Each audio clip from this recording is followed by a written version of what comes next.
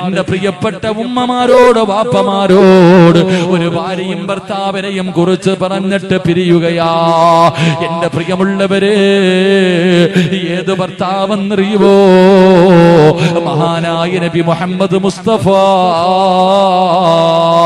സല്ലല്ലാഹു അലൈഹി വസല്ലമ തങ്ങള് തന്റെ പ്രിയപ്പെട്ട ഭാര്യ ഖദീജ ബീബി റളിയല്ലാഹു തആല അൻഹ രണ്ടുപേരും കൂടെ ദാമ്പത്യ ജീവിതം നയിച്ചത് 25 കൊല്ലമായിരുന്നു. 25 വർഷമാണ് അല്ലാഹുവിന്റെ റസൂലും തന്റെ ഭാര്യയും ഒരുമിച്ച് ജീവിച്ചത്. 25 കൊല്ലം ഒരുമിച്ച് ജീവിച്ചു. എന്റെ പ്രിയപ്പെട്ട പെങ്ങള്, ഖദീജ ബീവിക്ക് സ്വർഗ്ഗത്തിൽ ഒരു കൊട്ടാരമുണ്ട്. ആരും ശല്യം ചെയ്യാത്ത ഒരു ഭാഗത്ത് ഒരു മുത്തിനാൽ പണിത ഒരു കൊട്ടാരം അല്ലാഹു ഖദീജ ബീവിക്ക് കൊടുക്കുമെന്ന് നബി മുഹമ്മദ് മുസ്തഫ സല്ലല്ലാഹു അലൈഹി വസല്ലമ തങ്ങൾ പറയുമ്പോ എന്തിനാണ് അല്ലാഹു കൊടുക്കുന്നതെന്നറിയുവോ? 25 കൊല്ലം തന്റെ ഭർത്താവിന്റെ കൂടെ കഴിഞ്ഞിട്ട് ഒരിക്കൽ പോലും ശബ്ദമുയർത്തി സംസാരിച്ചിട്ടില്ല.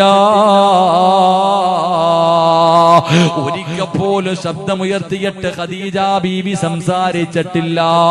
അതിനല്ല കൊടുക്കുന്ന പ്രതിഫലവാ.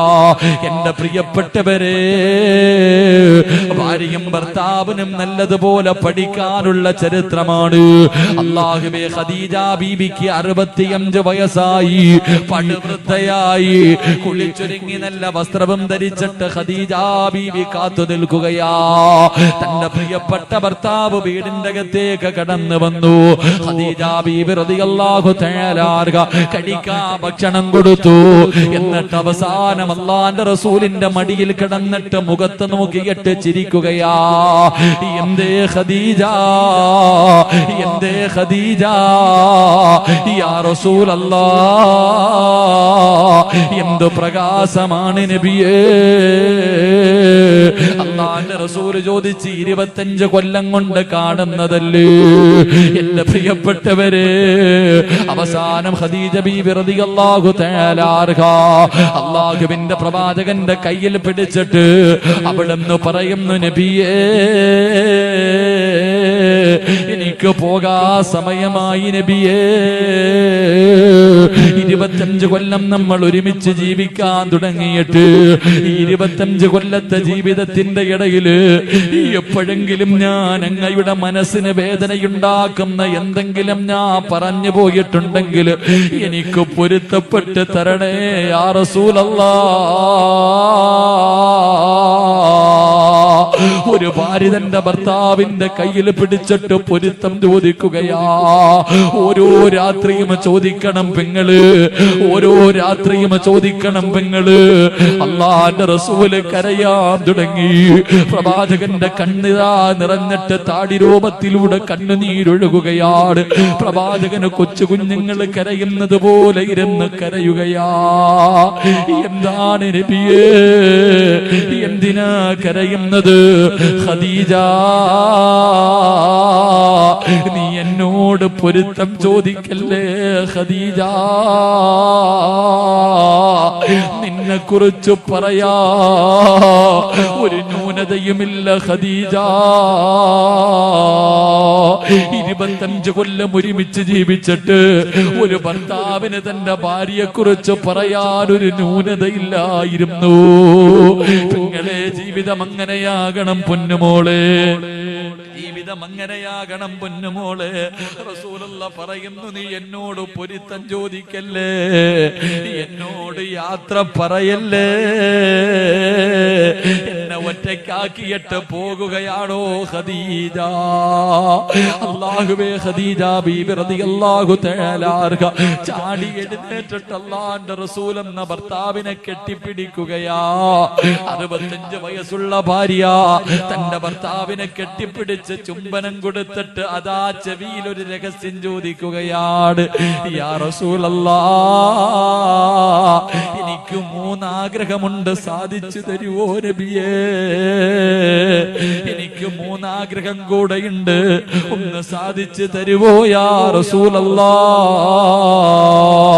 അല്ലാഹുവിന്റെ റസൂൽ ചോദിച്ചു, എന്തേ ഖദീജ, എന്താണ് നിന്റെ ആഗ്രഹം? എന്താ യാ റസൂലല്ലാഹ്? മയ്യത്ത് നിങ്ങൾ കുളിപ്പിക്കണം നബിയേ. നിങ്ങളുടെ കൈ കൊണ്ട് വേണം എന്റെ ജനാസ കുളിപ്പിക്കാ. എന്റെ മയ്യത്ത് കുളിപ്പിക്കേണ്ടത് നിങ്ങളാണ് നബിയേ.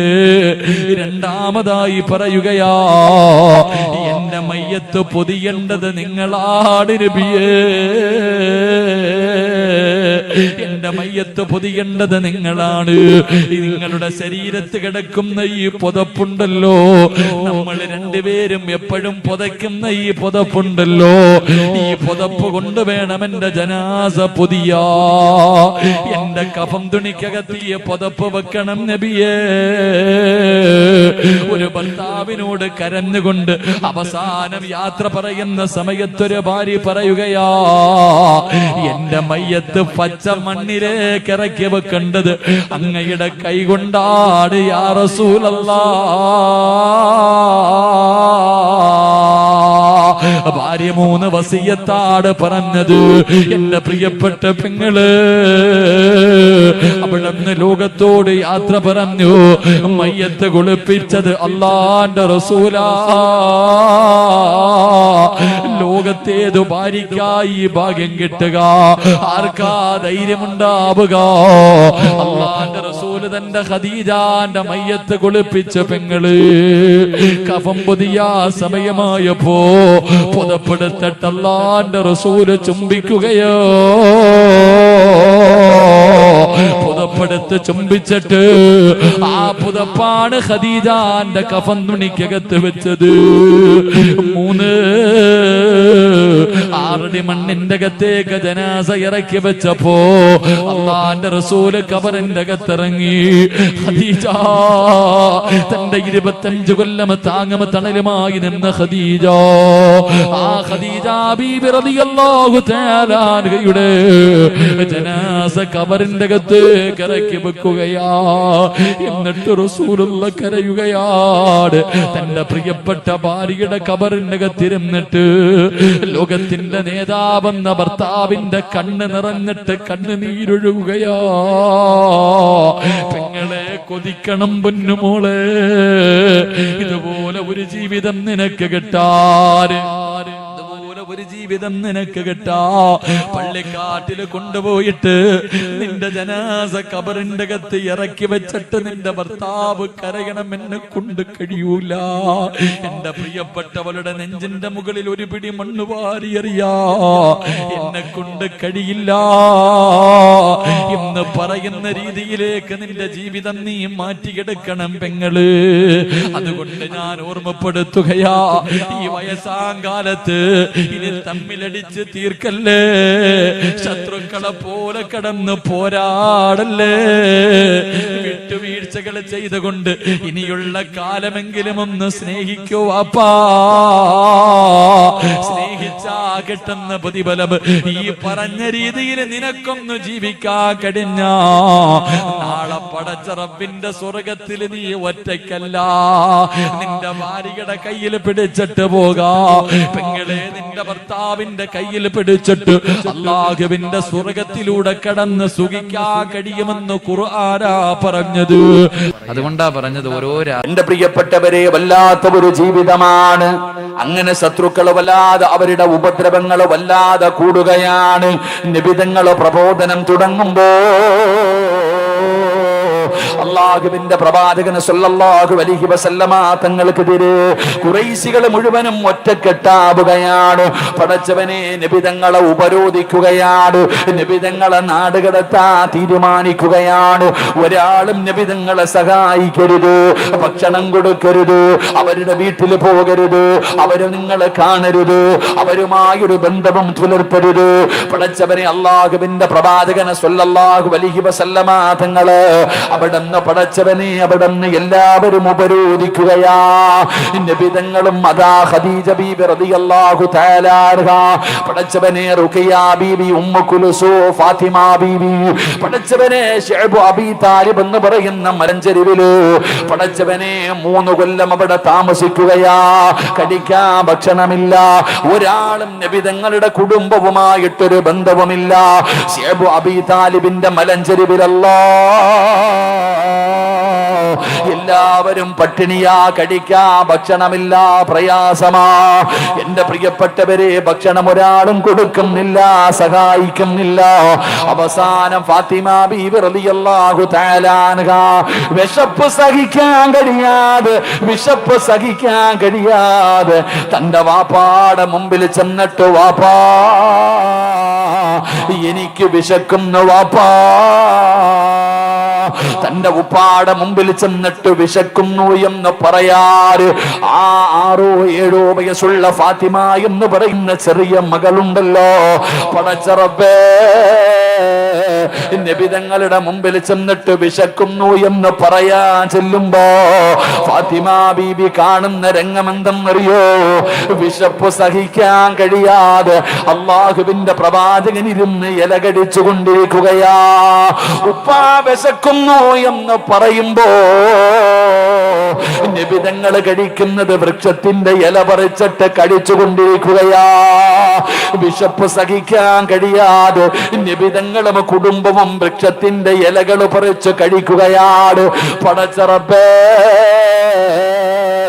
അള്ളാഹുവിന്റെ പ്രവാചകന്റെ പ്രിയപ്പെട്ട ഭാര്യയായ ഖദീജ ബീവി റളിയല്ലാഹു തആല അൻഹ വിശന്ന് തളർന്നു കിടക്കുന്ന മക്കളെ പിടിച്ചു മടിയിൽ കിടത്തിയിട്ട് വളരെ സങ്കടത്തോടെ ഇരിക്കുമ്പോ അള്ളാന്റെ റസൂല് പറഞ്ഞു, ഖദീജ, നീ നിന്റെ വീട്ടിൽ പോ ഖദീജ.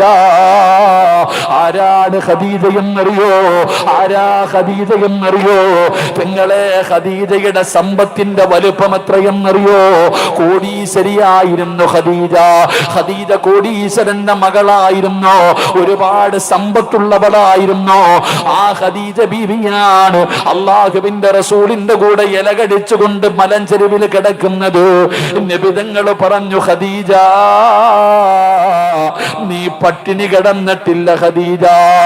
നിനക്ക് ദുഃഖമെന്തെന്നറിയില്ല, പട്ടിണി എന്താണെന്നറിയില്ല, പ്രയാസം എന്താണെന്നറിയില്ല. കാരണം നീ കൊട്ടാരത്തിൽ ജീവിച്ചവളാ, ഒരുപാട് സമ്പത്തിന്റെ നടുവില് ജീവിച്ചവളാ, നിനക്ക് പട്ടിണി കിടന്ന് ശീലമില്ലല്ലോ. അതുകൊണ്ട് ഖദീജ, മക്കളെയും വിളിച്ചുകൊണ്ട് നീ നിന്റെ വീട്ടിലേക്ക് പോ ഖദീജ. അള്ളാന്റെ റസൂല് ഖദീജ ബീവിയോട് പറയുകയാ, പായിപ്പാടുള്ള പെങ്ങന്മാരെ, ഇത് നിങ്ങൾക്കൊക്കെ പഠിക്കാനുള്ളതാണ്. ഉള്ളത് കൊണ്ട് തൃപ്തിപ്പെടാ മനസ്സില്ലാത്ത പെങ്ങൾക്ക് പഠിക്കാനുള്ളതാ. അള്ളാഹുവിന്റെ പ്രവാചകൻ തന്റെ പ്രിയപ്പെട്ട ഭാര്യയായ ഖദീജ ബീവിയോട് പറയുകയാ, നിനക്ക് പട്ടിണി കിടന്ന് ശീലമില്ലല്ലോ, നിനക്കതാത് ദുഃഖവും ദുരിതവും എന്താണെന്ന് നിനക്കറിയില്ലല്ലോ. അതുകൊണ്ട് എന്നെ വിട്ടേക്ക് ഖദീജ, ഈ മക്കളെയും കൊണ്ട് നീ നിന്റെ വീട്ടിലേക്ക് പോകൂ, ഫാത്തിമ ബീവി ഖദീജ ബീവിയുടെ മടിയിൽ കിടക്കുമ്പോഴാ അള്ളാന്റെ റസൂൽ ഇത് പറയുന്നത്. ആ സമയത്ത് ഖദീജ ബീവി റളിയല്ലാഹു തആല അൻഹ അള്ളാന്റെ റസൂലിനോട് പറഞ്ഞ മറുപടി എന്തെന്നറിയോ? യാ റസൂലല്ലാഹ്, അള്ളാന്റെ നബിയേ, എന്നെ പറഞ്ഞു വിടല്ലേ നബിയേ, എന്നെ പറഞ്ഞു വിടല്ലേ നബിയേ. ഖദീജ ബീബി പറയുകയാ, ജീവിക്കുകയാണെങ്കിൽ ഒരുമിച്ച്, ഇനി മരിക്കുകയാണെങ്കിലും ഈ ഖദീജയുണ്ട് നബിയേ, മരിക്കുകയാണെങ്കിലും ഈ ഖദീജ കൂടെയുണ്ട് നബിയേ. ജീവിതമാണെങ്കിലും മരണമാണെങ്കിലും എന്നെ ഉപേക്ഷിക്കരുത്. ഖദീജ ബീബി റളിയല്ലാഹു തആല അൻഹ പറയുന്നത് കേട്ടു വളർന്ന മകളാ ഫാത്തിമ. ഉപ്പയുടെയും ഉമ്മയുടെയും ജീവിതം കണ്ടു വളർന്ന ഫാത്തിമ. എന്റെ പ്രിയപ്പെട്ട പെങ്ങള് ഫാത്തിമ ബീബി റളിയല്ലാഹു തആല അൻഹ അവിടുന്ന് പടച്ചവനെ 3 കൊല്ലമാ, 3 ദിവസമല്ല, 3 ആഴ്ചയല്ല, 3 മാസമല്ല, പടച്ചവനെ 3 കൊല്ലമാണ് നിബിധങ്ങളും കുടുംബവുമാ മലഞ്ചെരുവിൽ കിടന്നത്. പടച്ചവനെ വല്ലാത്ത തേങ്ങലായിരുന്നു. സ്വഹാബത്ത് പറയുന്നുണ്ട്, വല്ലാത്ത ഞെരുക്കമായിരുന്നു. അവര് ഇലകൾ പറിച്ച് കഴിക്കുകയാണ്. അവസാനം എന്റെ പ്രിയപ്പെട്ടവര് ശൈബ് അബീ താലിബിൽ നിന്ന് നബിതങ്ങളും കുടുംബവും രക്ഷപ്പെടുകയാണ്. പിന്നെ എല്ലാവരും സഹായിക്കാൻ തുടങ്ങി. പടച്ച റബ്ബേ, അല്ലാഹുവിന്റെ റസൂലും ഖദീജ ബീവിയും മക്കളും വല്ലാത്ത സന്തോഷമുള്ള ജീവിതമാ. ഫാത്തിമ ബീബി റളിയല്ലാഹു തആല അൻഹയ്ക്ക് 15 വയസ്സായി. ഫാത്തിമയുടെ പ്രായം 15ആയി. സുബ്ഹാനല്ലാഹ്. മഹദിയായ ഖദീജ ബീബി റളിയല്ലാഹു തആല അൻഹ ഉമ്മയ്ക്ക് 65 വയസ്സായി. ഖദീജ ബീവിക്ക് 65 വയസ്സായി. 15 വയസ്സുള്ള ഫാത്തിമ എന്ന് പറയുന്ന പുന്നുമോള് കാണുന്ന രംഗമെന്തെന്നറിയോ? സുബ്ഹാനല്ലാഹ്. 65 വയസ്സുള്ള ഉമ്മയതാ കുളിച്ചുരുങ്ങിയിട്ട് വാപ്പാടം അടിത്തട്ടിൽ കിടക്കുകയാ. ഫാത്തിമ ബീബി നോക്കുമ്പോ ഒരു ദിവസം അല്ലാഹുവിന്റെ പ്രവാചകൻ 65 വയസ്സുള്ള ഫാത്തിമ ആയിഷ ഖദീജ എന്ന പ്രിയപ്പെട്ട ഭാര്യ, ആ ഖദീജ ബീബി നബി തങ്ങളുടെ മടിത്തട്ടിൽ കിടക്കുകയാ. എന്നിട്ട് പറയുന്നു, നബിയേ, ഖദീജ ബീവി വല്ലാതെ തളർന്നു പോയി. 3 കൊല്ലം പട്ടിണി കിടന്നിട്ട് ഖദീജ ബീവിക്ക് രോഗം പിടിപെടുകയാണ്. ഒരുപാട് പ്രയാസമായി. മരണത്തിന്റെ സമയമായി. സക്കറാത്തിന്റെ അവസ്ഥയായി. ഉപ്പാടെ മടിയിൽ ഉമ്മ ഇങ്ങനെ തലവെച്ച് കിടക്കുകയാ.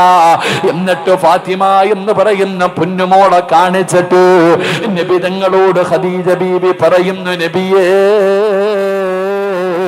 എന്റെ പൊന്നുമോളെ പൊന്നുപോലെ നോക്കണേ നബിയേ. ഒരു ഉമ്മയുടെ സഹായം വേണ്ട സമയമാ. ഒരു ഉമ്മ കൂടെ നിൽക്കേണ്ട സമയമാ.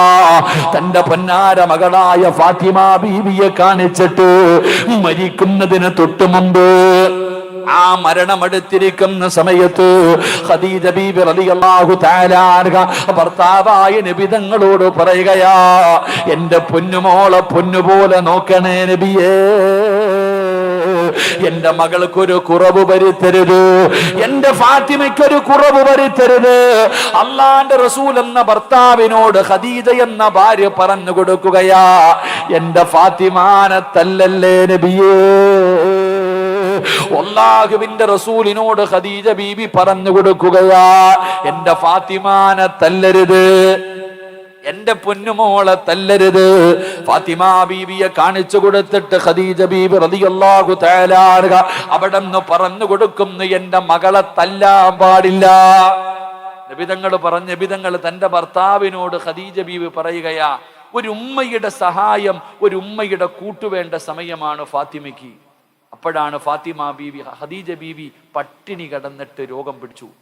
3 കൊല്ലം പട്ടിണി കിടന്നു, ഇലകൾ കഴിച്ചു, ഒരുപാട് രോഗമായി. 65-ാമത്തെ വയസ്സിൽ വഫാത്താകുമ്പോ, ആ മരിക്കുന്നതിന്റെ തൊട്ടു മുമ്പ് ഉപ്പാന്റെ മടിത്തട്ടിൽ കിടന്നിട്ട് ഭർത്താവിനോട് പറയുകയാ, എന്റെ മകളെ നോക്കിക്കൊള്ളണം, എന്റെ മകളെ പൊന്നുപോലെ നോക്കണം, ഒരു കുറവും വരുത്തരുത് എന്റെ ഫാത്തിമാനെ.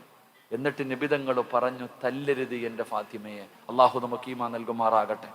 അള്ളാഹു നമുക്ക് ഈമാൻ നൽകുമാറാകട്ടെ. നബിതങ്ങൾ പറഞ്ഞു, അത് തന്നെയാ നമ്മളും മനസ്സിലാക്കേണ്ടത്. അത് തന്നെ കല്യാണം കഴിക്കും പള്ളിക്കകത്ത് വന്നിട്ട്.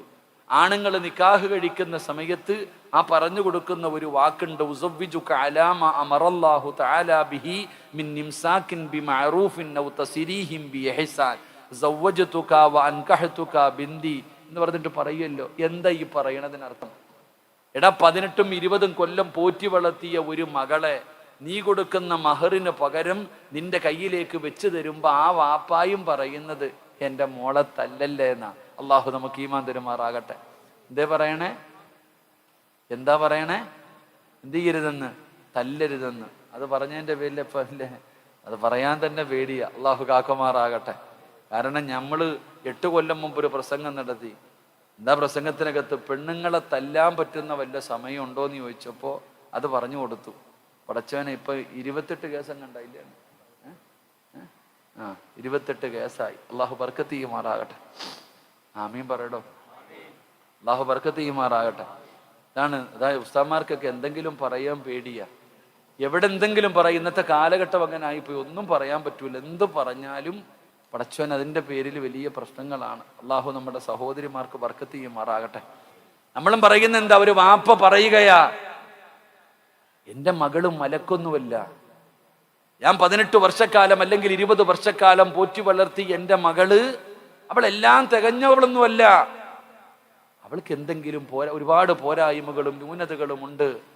എൻ്റെ മകൾ എന്തെങ്കിലും തെറ്റ് ചെയ്താൽ നിങ്ങൾ ക്ഷമിക്കണം. പുതിയാപ്പളയോട് പറഞ്ഞു കൊടുക്കുന്നത്, എൻ്റെ മകൾ എന്തെങ്കിലും തെറ്റ് ചെയ്താൽ ക്ഷമിക്കണം, അല്ലെങ്കിൽ നീ ഉപദേശിക്ക്, നീ അവളെ ഉപദേശിക്ക്, നീ ക്ഷമിക്ക്, തല്ലല്ലേ കൊല്ലല്ലേ എന്നാ പറയുന്നത്. എൻ്റെ പ്രിയപ്പെട്ടവരെ, ഫാത്തിമ ബീബി റളിയല്ലാഹു തആല അൻഹയെ കാണിച്ചിട്ട് ഖദീജ ബീബിയും പറഞ്ഞത് നബിതങ്ങളോട്, എൻ്റെ മകളെ തല്ലരുത്, എൻ്റെ മകൾക്കൊരു കുറവും വരുത്തരുത്, എൻ്റെ പൊന്നുമോളെ നല്ലതുപോലെ നോക്കണം. അല്ലാഹുവിന്റെ പ്രവാചകനോട് എൻ്റെ പ്രിയപ്പെട്ട ഖദീജ പറഞ്ഞു കൊടുക്കുകയാ. അല്ലാഹുവിന്റെ പ്രവാചകനോട് അവിടെ പറഞ്ഞു കൊടുത്തു ഖദീജ ബീബി റളിയല്ലാഹു തആല അൻഹ. ഫാത്തിമ എന്ന് പറയുന്ന പൊന്നാര മകളെ അടുത്തേക്ക് വിളിക്കുകയാ. എന്നിട്ട് പറഞ്ഞു, ഫാത്തിമ, ഉമ്മാടെ കയ്യിൽ ആകെ ഉള്ളതൊരു ഒരു മാലയാണ്. ഫാത്തിമ ബീബി അടുത്ത് വിളിച്ചിരുത്തിയിട്ട് മഹദിയായ ഖദീജ ബീബി റളിയല്ലാഹു തആല അൻഹ തന്റെ കഴുത്തിൽ കിടന്ന ആകെയുണ്ടായിരുന്ന ഒരു മാലയെടുത്തു. എന്നിട്ട് ഫാത്തിമ ബീവിയുടെ കയ്യിൽ വെച്ച് കൊടുത്തിട്ട് പറഞ്ഞു, മോളെ ഫാത്തിമ, ഉമ്മാനെ ഓർമ്മ വന്നാൽ, ഈ ഉമ്മച്ചിയെ ഓർമ്മ വന്നാൽ, നിന്റെ മനസ്സു വേദനിച്ച, നിനക്ക് സങ്കടം വന്ന, ഈ മാലയെടുത്ത് ചുംബിച്ചാ മതി ഫാത്തിമ. ഫാത്തിമ എന്ന് പറയുന്ന പൊന്നാര മകളെ പിടിച്ചടുത്തിരുത്തിയിട്ട് ഉമ്മ ഇരുന്ന് കരയുകയാണ്. ഫാത്തിമ ബീവി ചോദിക്കുന്നു, എന്തിനാ ഉമ്മ കരയുന്നത്? മോളെ, നിനക്കൊരുപാട് സ്വർണം വാങ്ങി തരണമെന്ന് എനിക്ക് ആഗ്രഹമുണ്ട്. എൻ്റെ കയ്യിലൊന്നുമില്ലല്ലോ, എൻ്റെ കയ്യിലൊന്നുമില്ലല്ലോ. ഞാൻ ഒരുപാട് സമ്പത്തുള്ളവളായിരുന്നു, എല്ലാം അല്ലാഹുവിന്റെ ദീനിന് വേണ്ടി കൊടുത്തതാണ്. അവസാനമാകെയുണ്ടായിരുന്ന മാലയെടുത്ത് ഖദീജ ബീബി തന്റെ പൊന്നാര മകളായ ഫാത്തിമയുടെ കയ്യിൽ കൊടുത്തു. എന്നിട്ട് പറഞ്ഞു, ഫാത്തിമ, സൂക്ഷിച്ചു കൊള്ളണം, ഈ മാല നീ കളയരുത്, ഈ മാല നീ നഷ്ടപ്പെടുത്തരുത്. അല്ലാഹുവിന്റെ പ്രവാചകന്റെ പൊന്നാര മകളുടെ കയ്യിലേക്ക് അതാ ഉമ്മ വെച്ചു കൊടുക്കുകയാണ്. ഖദീജ ബീബി റളിയല്ലാഹു തആല അൻഹ മരണപ്പെടുകയാ. വാപ്പയോട് പൊരുത്തം ചോദിച്ചു. വാപ്പാടെ മടിത്തട്ടിൽ കിടന്നു കെട്ടിപ്പിടിച്ചുകൊണ്ട് 65-ാമത്തെ വയസ്സിൽ ചുടുചുംബനം കൊടുത്തിട്ട് ഖദീജ ബീബി റളിയല്ലാഹു തആല അൻഹ ലോകത്തോട് യാത്ര പറയുകയാണ്. പടച്ചവനെ, നബിതങ്ങളെ തകർന്നു പോയി, അല്ലാഹുവിന്റെ റസൂല് തളർന്നു പോയി. ഖദീജ ബീവിയുടെ മരണം നബിതങ്ങളെ വല്ലാതെ വേദനിപ്പിച്ചു. ഫാത്തിമയ്ക്കറിയാ ഉമ്മ ഖദീജയോട് വല്ലാത്ത സ്നേഹമാ. വാപ്പയുടെ ജീവനായിരുന്നു ഖദീജ. ഖദീജ ബീബി റളിയല്ലാഹു തആല അൻഹയുടെ മരണമുണ്ടല്ലോ, അല്ലാഹുവിന്റെ റസൂലിനെ വല്ലാതെ തകർക്കുകയാ, അല്ലാഹുവിന്റെ റസൂലിനെ വല്ലാതെ തളർത്തുകയാ. നബിതങ്ങൾക്ക് വല്ലാത്ത വേദനയായി. പടച്ചവനെ, നബിതങ്ങൾ ഒറ്റയ്ക്കിരിക്കുമ്പോ അല്ലാഹുവിന്റെ പ്രവാചകൻ സ്വല്ലല്ലാഹു അലൈഹി വസല്ലമ തങ്ങള് അവിടുന്ന് ഒറ്റയ്ക്കിരിക്കുമ്പോ ചിന്തിക്കണം പെങ്ങളെ, ചിന്തിക്കണം യുവതകൾ, ഇന്നത്തെ യുവതലമുറ ചിന്തിക്കാൻ പഠിക്കുകയാ. അതാ ഉമ്മ മരിച്ചു പോയിട്ട് വേദന സഹിക്കാൻ കഴിയാതെ വീടിനകത്തിരിക്കുന്ന വാപ്പാടെ ചാരത്ത് ചെന്ന് ഫാത്തിമ എന്ന ചെറിയ മകള് ചോദിക്കുന്നു, എന്തു പറ്റി വാപ്പാ? ഉപ്പാനെ സമാധാനിപ്പിക്കുകയാ, ഉപ്പാനെ സമാധാനിപ്പിക്കുകയാ. ഉപ്പാനൊരു കുറവും വരുത്തിയില്ല. ഉമ്മ മരിച്ച വേദനയിൽ ആ പൊന്നുമോള് തന്റെ വേദന മുഴുവനും മനസ്സിന്റെ ഉള്ളിൽ കടിച്ചമർത്തിയിട്ട് നബിതങ്ങളെന്ന പിതാവിനെ സമാധാനിപ്പിക്കുകയാണ്. അതുകൊണ്ടാണ് നബിതങ്ങൾ പറഞ്ഞത്, ഉമ്മു അബീഹാ, ഫാത്തിമയെ വിളിച്ചത് ഉമ്മു അബീഹ, വാപ്പാടെ ഉമ്മ, വാപ്പാടെ ഉമ്മ. നബിതങ്ങൾ ഫാത്തിമയെ വിളിക്കുന്നത് വാപ്പാടെ ഉമ്മയെന്ന. കാരണം ഖദീജ ബീവിയുടെ മരണത്തിന് ശേഷം നബിതങ്ങളുടെ ഉമ്മയായിരുന്നു ഫാത്തിമ, നബിതങ്ങളുടെ ഉമ്മയായിരുന്നു ഫാത്തിമ. കരയുന്ന മകനെ സമാധാനിപ്പിക്കുന്നത് പോലെ, സങ്കടപ്പെടുന്നവരെ സമാധാനിപ്പിക്കുന്നത് പോലെ പായിപ്പാട് പള്ളിയുടെ മുമ്പിൽ ഒരുമിച്ച് കൂടിയവര് കച്ചവടം തകർന്നു പോകുമ്പോ, പടച്ചവനെ, സാമ്പത്തിക നഷ്ടം വരുമ്പോ, വേദന സഹിക്കാൻ കഴിയാതെ വല്ലാത്ത ദുഃഖം വരുമ്പോ, പാതിരാത്രി വീടിന്റെ ഹാളിനകത്ത് ലൈറ്റ് അണച്ചിട്ട് ഒറ്റയ്ക്കിരിക്കുമ്പോ നമ്മുടെ മുഖമൊന്ന് വാടിയാ, നമ്മള് സങ്കടത്തോടെ ഇരുന്ന അമ്മ വന്നിട്ട് ചോദിക്കും, എന്തു പറ്റിയടാ മോനെ, എന്ത് പറ്റി മോനെ? നമ്മുടെ ഉമ്മ വന്ന് സമാധാനിപ്പിച്ച മനസ്സിന് വല്ലാത്ത ഒരു കുളിർമയാ. ഇതുപോലെ അള്ളാഹുവിന്റെ റസൂല് തന്റെ ഭാര്യ മരിച്ച വേദനയിൽ ഇരിക്കുമ്പോ സ്വന്തം മകള് ചെന്നിട്ട് ഒരു ഉമ്മ തന്റെ മകനെ സമാധാനിപ്പിക്കുന്നത് പോലെ ഫാത്തിമ ബീവി ചെന്നിരുന്നിട്ട് ഉപ്പാനെ സമാധാനിപ്പിക്കുകയാ. അപ്പോഴാ മകളെ കുറിച്ച് പഠിച്ചു നോക്കണോ, ആ മകളുടെ മനസ്സിനെ കുറിച്ച് പഠിച്ചു നോക്ക്. നബിതങ്ങളാണ് പറഞ്ഞു ഉമ്മു ഹബീബ. നബിതങ്ങൾ അവിടെ നിന്ന് പറയുകയാ, ഉമ്മുൽ അള്ളാന്റെ റസൂൽ അവിടെ നിന്ന് പറയുകയാ, അതാ വാപ്പയുടെ ഉമ്മ. എന്റെ പ്രിയപ്പെട്ടവരെ, നബിതങ്ങളുടെ പ്രയാസങ്ങളിൽ മുഴുവനും ഫാത്തിമ കൂടെയുണ്ട്. ഫാത്തിമ എന്ന് പറയുന്ന ഈ പൊന്നുമോള് അള്ളാഹുവിന്റെ റസൂലിന്റെ സങ്കടത്തിലും ദുഃഖത്തിലും കൂടെയാ. രണ്ടുപേരും വല്ലാത്ത ഒരു ജീവിതമാണ്. ഫാത്തിമ ബീവിയുടെ വിവാഹ പ്രായമെത്തി. ഫാത്തിമ ബീവിക്ക് വിവാഹ പ്രായമെത്തി. അള്ളാഹുവിന്റെ പ്രവാചകൻ സ്വല്ലല്ലാഹു അലൈഹി വസല്ലമ തങ്ങൾ തീരുമാനിച്ചു, ഫാത്തിമ ബീവി റളിയല്ലാഹു തആല അൻഹ വിവാഹം കഴിച്ചു കൊടുക്കാൻ, തന്റെ പൊന്നാര മകളെ കെട്ടിച്ചു കൊടുക്കാൻ അള്ളാഹുവിന്റെ റസൂൽ അവിടെന്ന് തീരുമാനിച്ചു. പടച്ചവനെ, നബിതങ്ങൾ ഫാത്തിമയെ കെട്ടിച്ചു കൊടുക്കാൻ തീരുമാനിച്ചു എന്നറിയുമ്പോ കോടീശ്വരന്മാര് നബിതങ്ങളുടെ വീട്ടിലേക്ക് കടന്നു വരികയാ.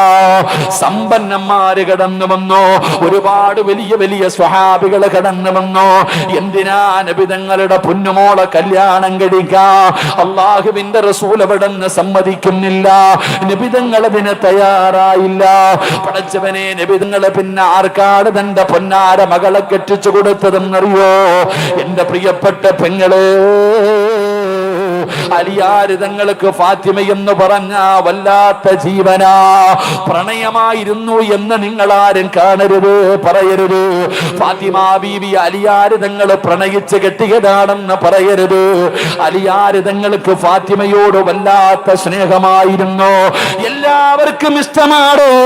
പായിപ്പാടുള്ള 5 നേരം നിസ്കരിക്കുന്ന പടച്ചറബിനെ പേടിയുള്ള ഫർദ് ധരിച്ച് ഹിജാബ് ധരിച്ച് നടക്കുന്ന ഒരു മുസ്ലിം പെണ്ണിനെ കണ്ട ഏത് ഉപ്പയും ചിന്തിക്കും, പടച്ചവനെ, ഇവളെ എനിക്ക് മരുമകളായി കിട്ടിയിരുന്നെങ്കിലോ, എന്റെ മകന് ചേർന്ന പെണ്ണാട്.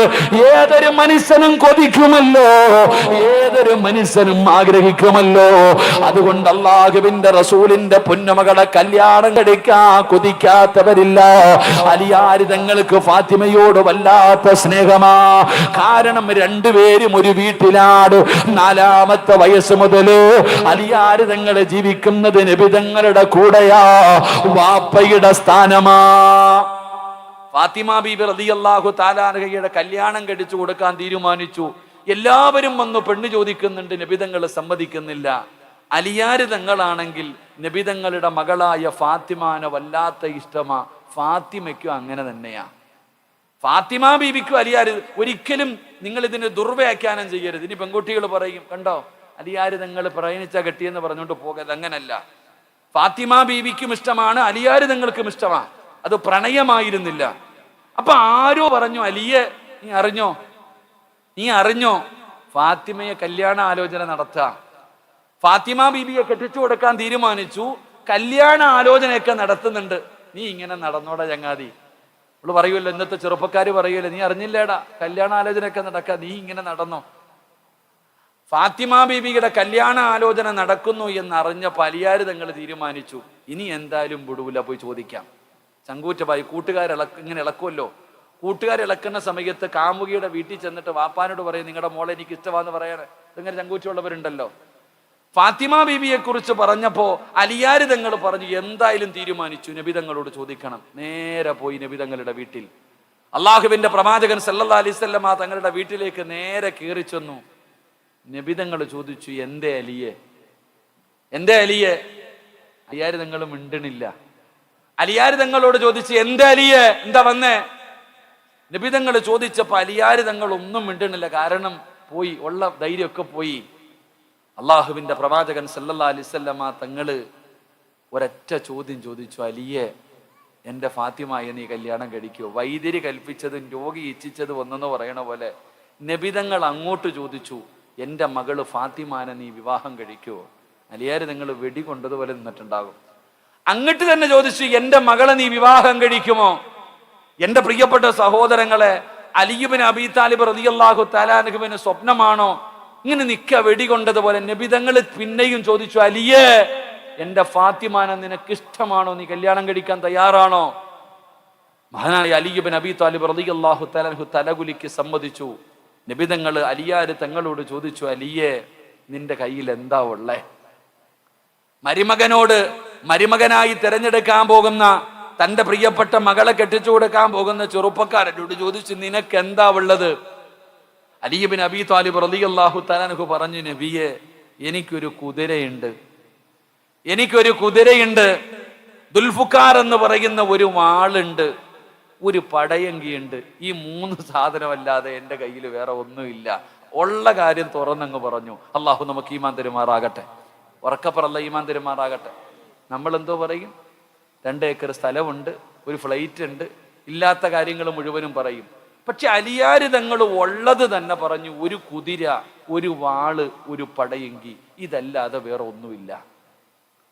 അള്ളാന്റെ റസൂൽ സല്ലല്ലാഹു അലൈഹി വസല്ലമ തങ്ങള്, അലിയാര് തങ്ങളുടെ ജോലി എന്തായിരുന്നു അറിയോ? അലിയാര് തങ്ങൾ പുല്ലു വെട്ടികെട്ട് കൊണ്ടുപോയി ഒട്ടകമുള്ള വീടുകളിൽ കൊണ്ടുകൊടുക്കും, കിട്ടുന്ന പൈസ കൊണ്ട് ജീവിക്കും. ഇതാണ് അലിയാര് തങ്ങളുടെ ജീവിതം. എന്റെ പ്രിയപ്പെട്ട സഹോദരങ്ങൾ, അള്ളാഹുവിന്റെ പ്രവാചകൻ സല്ലല്ലാഹു അലൈഹി വസല്ലമ തങ്ങൾ ഇത്രയും വലിയ ദരിദ്രനായ ഒരു സ്വഹാബിയെ തെരഞ്ഞെടുത്തതിന്റെ പിന്നിലുള്ള ലക്ഷ്യം ചരിത്രം പഠിക്കും മനസ്സിലാവും. നമ്മൾ അങ്ങനല്ല. നമ്മൾ ചോദിക്കുന്നത്, പടച്ചവനെ, മക്കളെ കെട്ടിക്കാൻ പ്രായമായി കഴിഞ്ഞാൽ ആദ്യം ചോദിക്കും, എന്തുണ്ട്, വല്ലതും ഉണ്ടോ, കാശുണ്ടോ, ജോലിയുണ്ടോ, എത്ര വീടുണ്ട്, പണമുണ്ട്, ഇതൊക്കെ നമ്മൾ തിരക്കാം. ദീനുണ്ടോ എന്ന് ആരും ചോദിക്കാറില്ല. ചങ്ങാതി, പണമല്ല, സൗന്ദര്യമല്ല, കുടുംബ മഹിമയല്ല,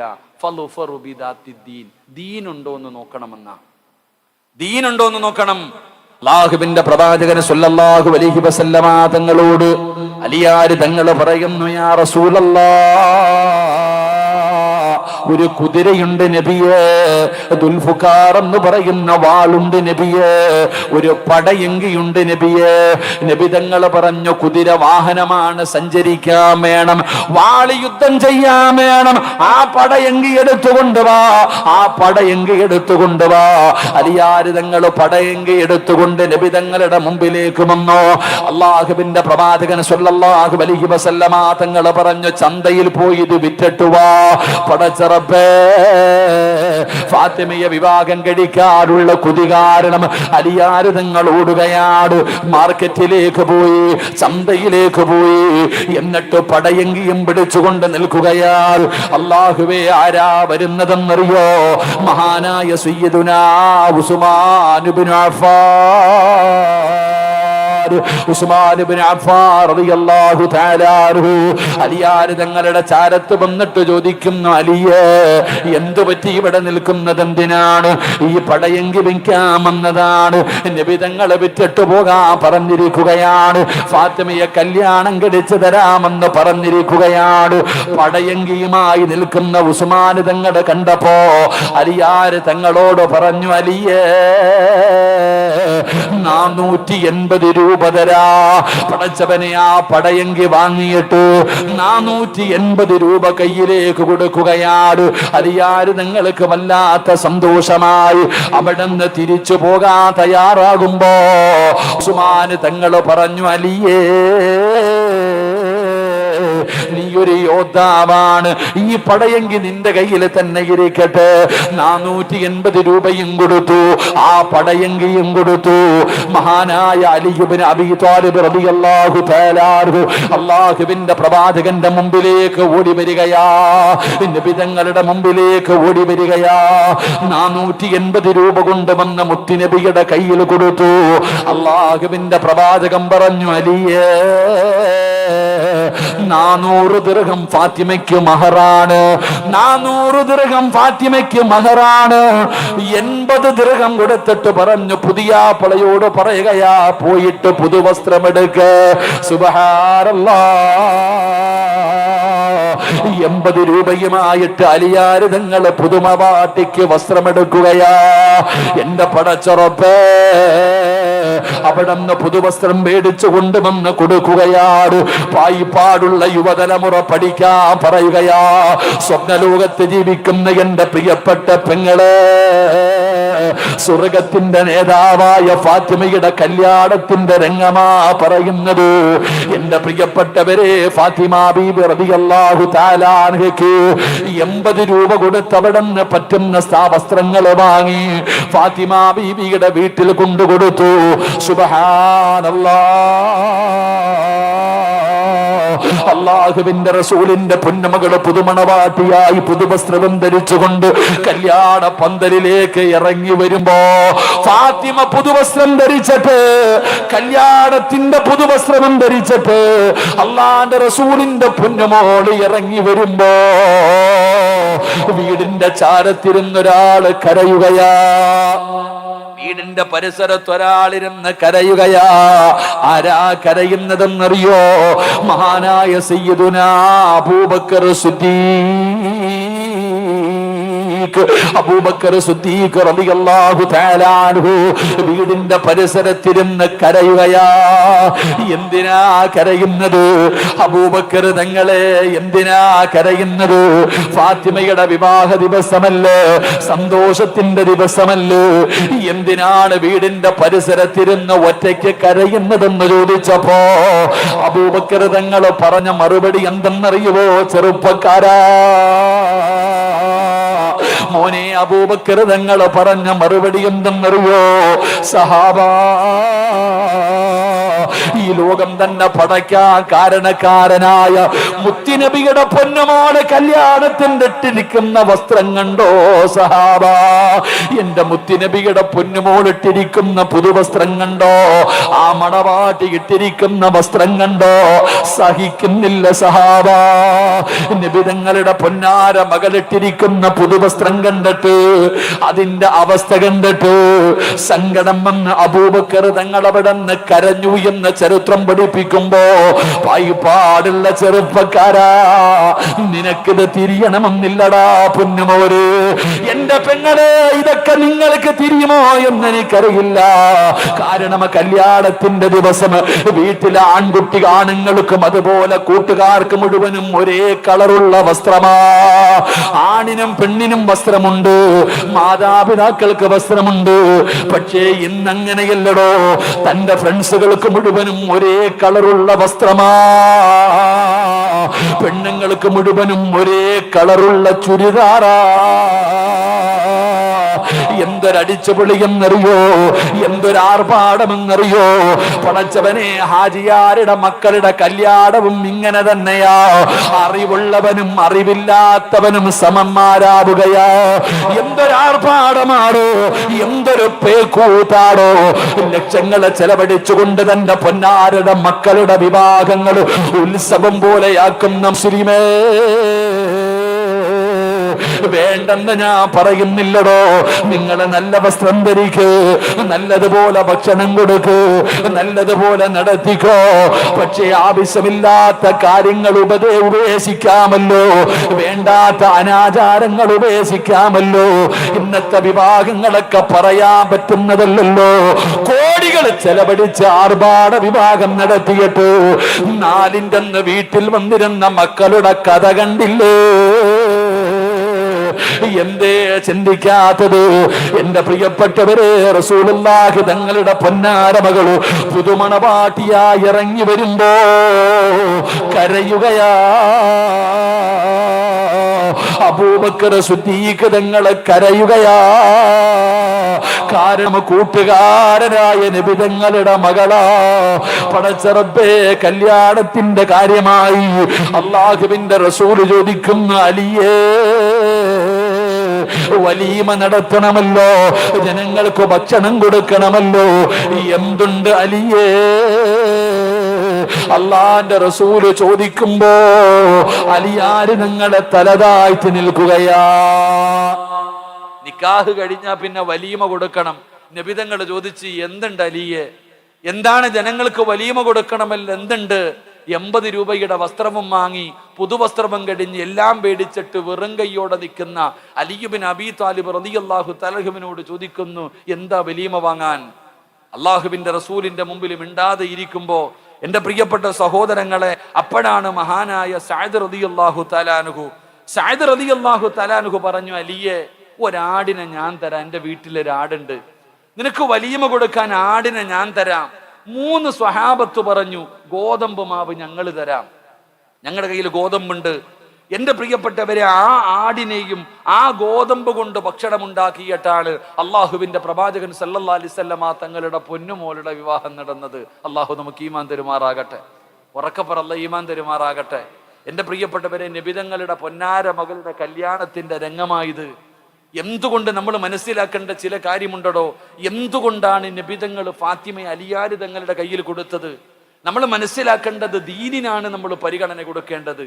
പായിപ്പാടുള്ള ഉപ്പമാരോടും ഉമ്മമാരോടും പറയുന്നു, നിങ്ങൾ പോറ്റി വളർത്തുന്ന നിങ്ങളുടെ മക്കളെ കെട്ടിച്ചു കൊടുക്കുമ്പോ ആദ്യം നോക്കേണ്ടത് അവന് പായിപ്പാട് പള്ളി വന്ന് നിസ്കരിക്കുമോ എന്ന് നോക്ക്. അവൻ 5 നേരം നിസ്കരിക്കുന്നവനാണോ? അവൻ ഖുർആൻ ഓതുന്നവനാണോ? അവന് ഖുർആൻ ഓതാൻ അറിയോ? സുബ്ഹാനല്ലാഹ്. പെണ്ണ് കാണാൻ വരുന്ന സമയത്ത് പെണ്ണ് ഭർത്താവ് കാണാൻ വരുന്നവനോട് ചോദിക്കണം, മോനെ ഒന്ന് യാസീൻ ഓതാന്ന് പറ, ഒന്ന് യാസീൻ ഓതാൻ പറ, അല്ലെങ്കിൽ ഖുർആനിൽ ഒരു സൂറത്ത് ഓതാൻ പറ. എത്ര ചെറുപ്പക്കാരോതും? നിസ്കരിക്കുന്നവർ എത്ര പേരാടോ? നിസ്കരിക്കുന്നവന് വേണ്ടിയല്ലേ മക്കളെ കൊടുക്കേണ്ടത്? ദീനല്ലേ പരിഗണിക്കേണ്ടത്? ആ ദീനുള്ളവനാ കൊടുക്കേണ്ടത്.